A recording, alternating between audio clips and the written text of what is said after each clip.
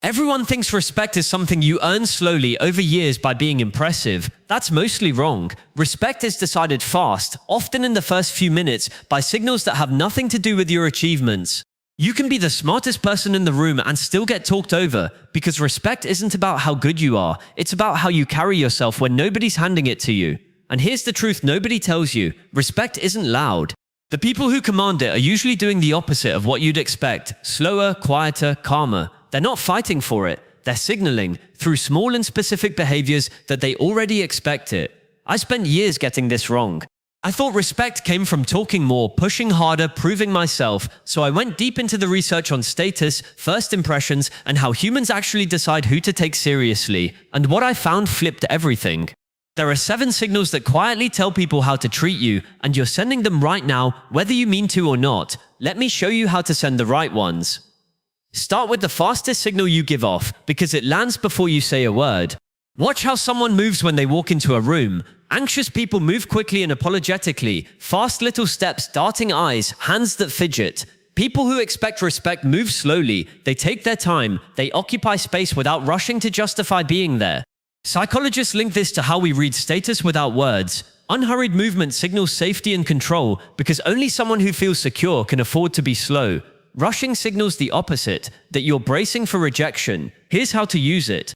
Before you walk into any room, slow down by about 20%, let your movements be deliberate. Don't rush to fill silence, don't scramble to sit down, don't speed walk to your chair. The calm is the message.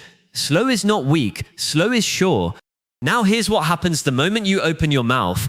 Most people leak nervous energy when they talk. They nod too much, sway slightly, touch their face, fill every pause with It reads as a request for approval, and the brain quietly downgrades them for it. People who command respect do something different. They hold still, steady head, relaxed hands, comfortable pauses. This connects to a simple principle: stillness signals certainty. When you can say something and then just stop, without rushing to soften it or fill the silence, you're telling the room you stand behind your words. The practical version: after you make a point, resist the urge to keep talking. Land the sentence and let it sit. That 2-second silence feels uncomfortable to you and powerful to everyone else. The person who's comfortable with silence controls the conversation. This is the one most people get backwards, so pay attention. When we meet someone, our brain rapidly judges 2 things: are they warm and are they competent? Warmth answers, are you a friend or a threat? Competence answers, can you actually back it up? Here's the mistake: most people trying to earn respect lead hard with competence. They prove, they impress, they list achievements. And it backfires, because competence without warmth reads as cold, and cold people get resented, not respected. The people who earn instant respect lead with a little warmth first, a genuine bit of eye contact, a real smile, a moment of actual attention on the other person, and then let their competence show. Warmth opens the door, competence walks through it. Be warm enough to be human, solid enough to be trusted. Here's the one that changes how people treat you almost overnight. Nothing signals self-respect and earns respect from others like a boundary held without drama. When someone interrupts you, talks over you, or pushes past a line, most people do one of 2 things: cave silently or overreact angrily. Both lose respect. Caving says your limits don't matter. Exploding says you can't handle the situation. The respected move is the calm hold.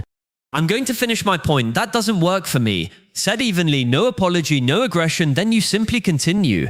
The calm itself is the signal. It tells everyone watching that your standards are real and you don't need permission to enforce them. People treat you the way you demonstrate you expect to be treated. This one is almost invisible, but people feel it instantly. Low status behavior is reactive, laughing too quickly at everything, flinching at every joke, visibly affected by every comment in the room. It tells people your emotional state is theirs to control. Respected people are selective. They don't react to everything. They have a steadiness that doesn't get yanked around by whoever's talking. The psychology is about emotional self-possession. When your reactions aren't instantly available to everyone, your approval starts to mean something. A smile you give easily to everyone is worth nothing. A smile someone has to actually earn is worth a great deal. This isn't about being cold. It's about not being a vending machine for reactions. Make your approval mean something by not spending it on everything. Listen to how you end your sentences, because this one is sabotaging people constantly. Many people unconsciously turn statements into questions. Their voice rises at the end, as if asking permission. I think maybe we should go this way. They hedge. This might be dumb, but I could be wrong, but every hedge quietly tells the room not to take them too seriously. They're apologizing for having an opinion before they've even finished it. Respected people speak in statements.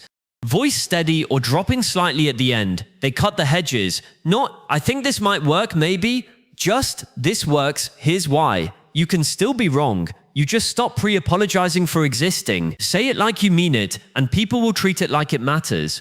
And this last one is the foundation under all 6, because without it, the others are just an act. Actually respecting yourself. Here's the thing nobody wants to admit. People are extraordinarily good at sensing how you feel about yourself, and they tend to match it. If some part of you believes you're not quite worth taking seriously, it leaks. Through the over-explaining, the nervous laughter, the shrinking. You can learn every technique in this video, but if underneath it all you're hoping the room will finally hand you permission to matter, people feel that, and they withhold it. The shift that changes everything isn't a posture or a phrase. It's deciding that your time, your standards, and your presence have value, and then behaving like someone who already believes it. The behaviors in this video aren't tricks to win respect from others. They're what it looks like on the outside to have stopped waiting for it. Self-respect isn't loud, it just stops asking. For years I thought respect was something other people decided to give me if I was impressive enough, useful enough, agreeable enough. So I performed and I got talked over anyway. What changed wasn't that I got more impressive. It's that I stopped auditioning. Because here's the truth, people don't respect the person trying hardest to be respected.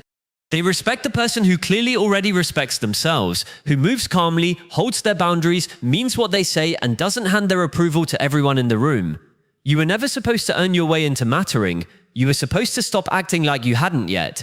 Subscribe, because once you start seeing these signals in yourself and everyone around you, you can't unsee them, and there's a lot more coming that will change how you walk into every room.